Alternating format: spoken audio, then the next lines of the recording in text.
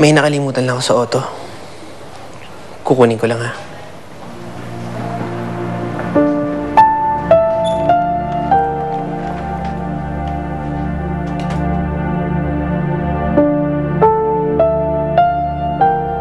Jennifer, Tana.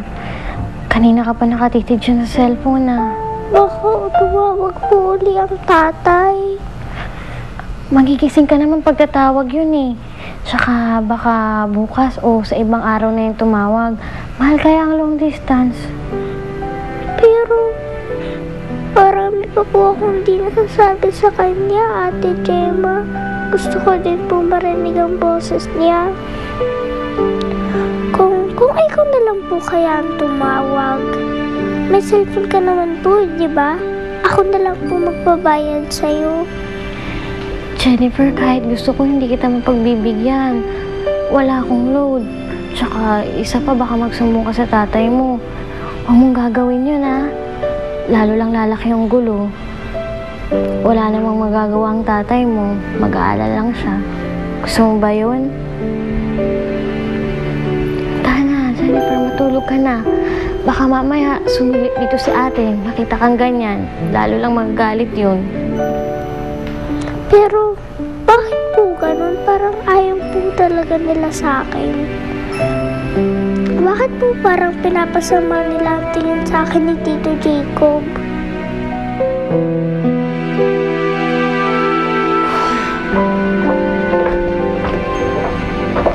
Oh, kumusta?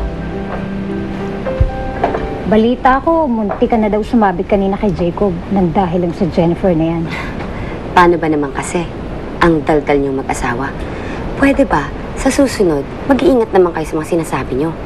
Aba, malay ba naman namin na nakikinig pala yun? Tsaka isa pa, sino bang kinampihan ni Jacob?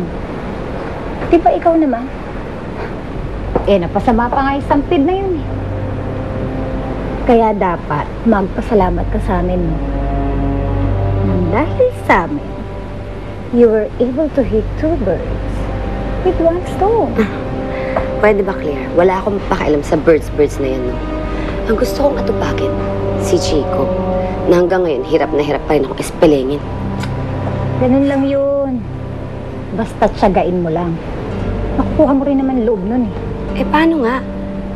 Sa tuwing akala kong close na kami, may pader pa pala. Claire, kailangan makapasok ako kay Jacob. Kailangan mahulog ang loob niya sa akin. Para bumagsak siya sa mga palit ko. Kailangan alam natin ang bawat kilos niya.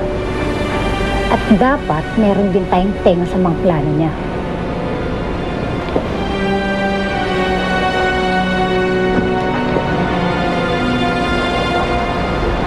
Yes. Anything I can do for you, ladies? May pinag-usapan ba kayo? Ikaw ang pinag-uusapan namin. Gusto ko yan. Pero mangungutang ba kayo? Or ano? Gusto niyo mangutang?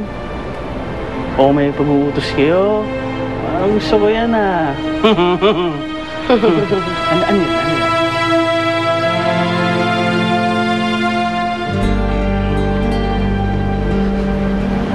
Pare, gising ka pa.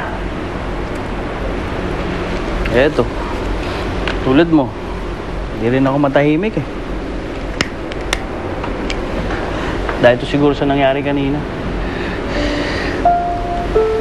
Kami pala ang tinuturo ni Jennifer na nagsasabing sila nito ang gumupit sa buhok ni Kalila. Jacob, lilinawin ko lang, ha. Wala naman kami sinasabi ni Claire na ganun, eh. Tsaka, I can never believe na gagawin ni Nilet yun sa sarili ng anak. Don't worry, pare. Hindi naman ako naniniwala sa bata. Isa pa, napagsabihan ko na rin siya. Pero nagigilty ka. Siya bang dahilan kung ba't di ka makatulog? Siya. Tsaka marami pang iba.